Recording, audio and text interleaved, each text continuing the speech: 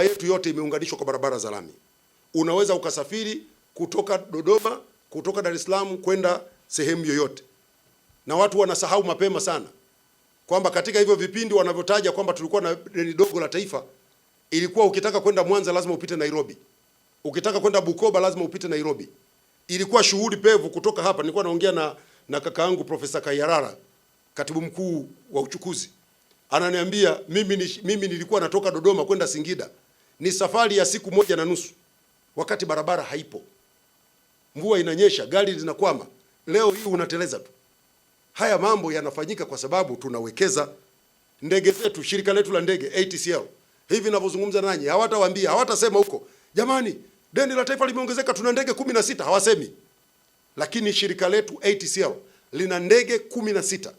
Na tunamshukuru Mwenyezi Mungu, hakuna itilafu. Ndege zote 16 hivi ninavyozungumza zipo angani.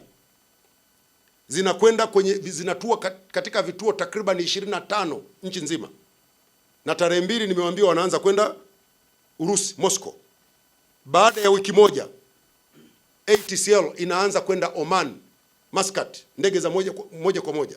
Hivyo ndivyo tunaongeza utalii, na siku nyingine nitakuja kuambia ni namna gani mapato yetu ya utalii pia yameongezeka, kwa sababu tunawekeza kwenye maeneo ya kimkakati yatakayotuletea watalii wengi na kutuletea mapato mengi. Safari za treni za Dar es Salaam, Dodoma, wote mashuhuda, mko hapa Dodoma, wote nyinyi mnatumia SGR. Mnaona namna ambavyo uchumi wetu umebadilika, na kazi ya ujenzi wa vipande vingine vya SGR zinaendelea. Achana na upotoshaji wa kwamba miradi imekwama. Hakuna mradi uliokwama hata mmoja. Kazi zinaendelea. Tunakwenda katika serikali hii ya awamu ya 6. Serikali ilifika ikakuta ujenzi wa reli unafanywa katika vipande viwili, Dar es Salaam, Morogoro, Dodoma. Serikali imeanza kujenga SGR kutoka Dodoma kwenda Tabora, kutoka Tabora kwenda Isaka, kutoka Isaka kwenda Mwanza, kutoka Tabora kwenda Kigoma, kutoka Kigoma kwenda Msongati. Vingapi hivyo? Huko kote zimewekwa fedha. Sasa unatekeleza miradi yote hiyo, deni la taifa lisiongezeke, hizo fedha unazitoa wapi? Tunawekeza kwenye maeneo ya kimkakati yatakayotupatia uchumi mkubwa. Watu hao hawatatuambia kuhusu mafanikio makubwa kwenye bandari ambayo huko nyuma tulikotoka kwenye miaka hiyo wanayolinganisha. Bandari yetu ilikuwa inahudumia makontena 50,000 tu kwa mwaka. Hivi ninavyozungumza na nyinyi, bandari yetu ya Dar es Salaam kwa mwaka inahudumia makontena 130,000. Hivi sasa bandari yetu inapitisha shehena ya mzigo tani milioni 30 kwa mwaka. Na lengo letu tufike tani milioni 60 inshallah mwaka 2030. Inawezekana. Unapozungumza mafanikio makubwa kama haya, unazungumza kuongeza pato kwenye taifa, kukuza uchumi wetu. Hawatawaambia kama kuna kazi kubwa inaendelea ya ujenzi wa bandari zetu. Nendeni Mwanza mkaone kazi kubwa iliyofanyika ya ujenzi wa bandari pale Mwanza.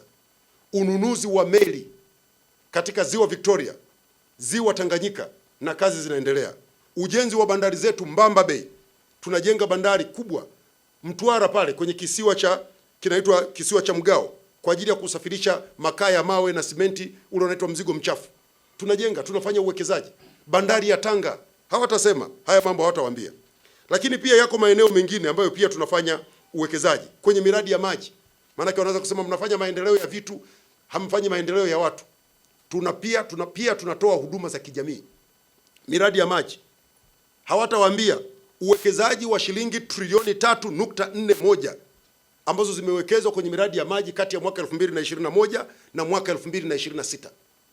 Shilingi trilioni 3.411 zimewekezwa kwenye miradi ya maji. Bajeti ya maji imeongezeka kutoka shilingi bilioni 680 ya mwaka 2021. Hivi sasa bajeti yetu ya Wizara ya Maji ni shilingi trilioni 1.12. Ni fedha zinazokwenda kupeleka maji kwa Watanzania. Na ndio maana tunazungumza upatikanaji wa maji vijijini umefika 85.5, mijini imefika 95.2. Maana yake ni kwamba tumetumia fedha kuwapatia maji wa Tanzania. Upatikanaji wa maji umeimarika na wananchi sasa kero ya maji imepungua. Hatujamaliza kabisa, lakini kero kwa kiasi kikubwa imepungua. Wote mnafahamu mradi mkubwa wa maji kutoka Ziwa Victoria, mradi mkubwa wa maji wa Mugando, Kiabakari, Butiama, mradi wa ujenzi wa mfumo wa kutibu maji katika mji wa Bunda, mradi wa ujenzi wa chanzo cha maji wa Butimba katika jiji la Mwanza. Kulikuwa na changamoto kidogo wiki iliyopita, lakini zimefanyiwa kazi na tunaendelea kuimarisha upatikanaji wa maji. Lakini mradi wa maji wa Kiaka Bunazi katika wilaya ya Misenyi, mradi wa kusambaza maji katika eneo la Olkesmet wilaya ya Simanjiro, mradi wa maji wa Dareda, Singu, Sigino na Bangala mkoani Manyara. Miradi 218 chini ya mpango wa maendeleo ya ustawi wa taifa wa mapambano dhidi ya uviko ambayo imetekelezwa katika maeneo mbalimbali, na wananchi wetu takriban milioni 2 wamepatiwa maji na huduma zinaendelea kutolewa. Na jana wizara yetu ya maji wametiliana saini utekelezaji wa mradi wa bwawa la Farkwa, mradi ambao utakwenda kumaliza tatizo la maji Dodoma.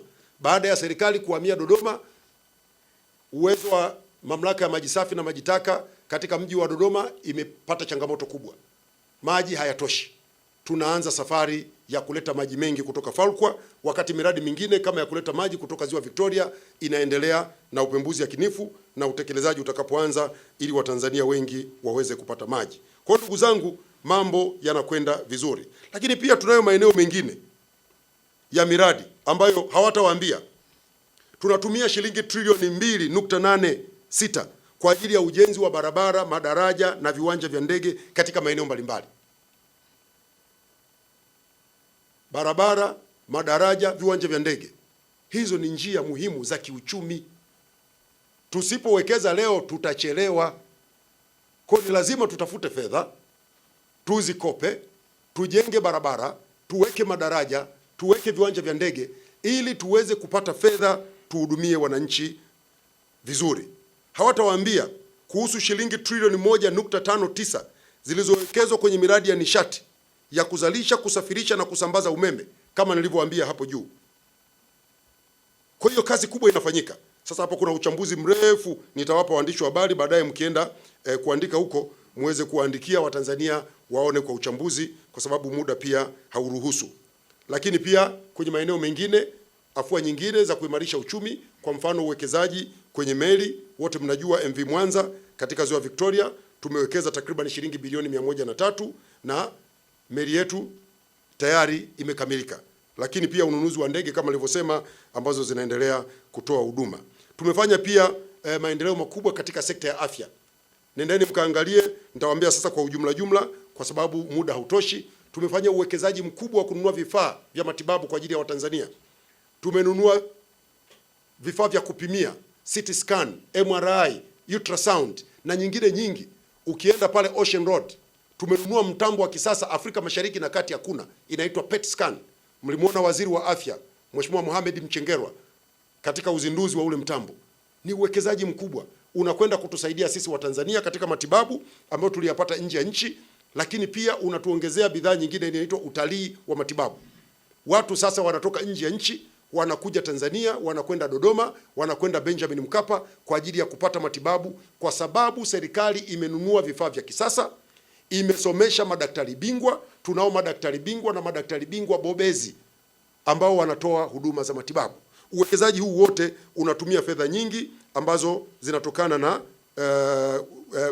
na fedha za Watanzania kutoka kwenye budget na fedha ambazo tunakopa kwa ajili ya kuharakisha upatikanaji wa huduma hizi. Lakini ndugu zangu, nchi yetu pamoja na kutekeleza miradi hii inaendelea kutekeleza afua nyingine mbalimbali ambazo zitatuwezesha kukuza uchumi, na ni mambo mazuri yanavutia kimataifa. Mojawapo ni maonesho mbalimbali ambayo tunashiriki ndani na nje ya nchi. Nchi yetu inashiriki katika maonesho mbalimbali kimataifa. Wizara zetu mbalimbali tumeweka kama kipaumbele, kwa sababu tunakwenda kutangaza ili watu duniani kote waje wanunue ama watumie kahawa ya kutoka Tanzania, chai ya kutoka Tanzania, korosho, madini na bidhaa nyingine mbalimbali.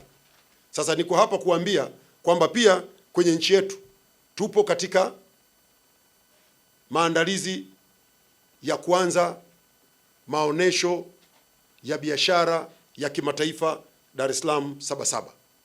Na leo hii hapa ninao wenzetu kutoka TanTrade, na nitampa kama dakika 2 aje azungumze mpaka sasa hapa tumejiandaa kwa kiasi gani, lakini tunaanza maonesho haya atakuja atawapa taarifa kwa kina, lakini ni eneo la kimkakati ambalo litatuwezesha kutangaza bidhaa zetu.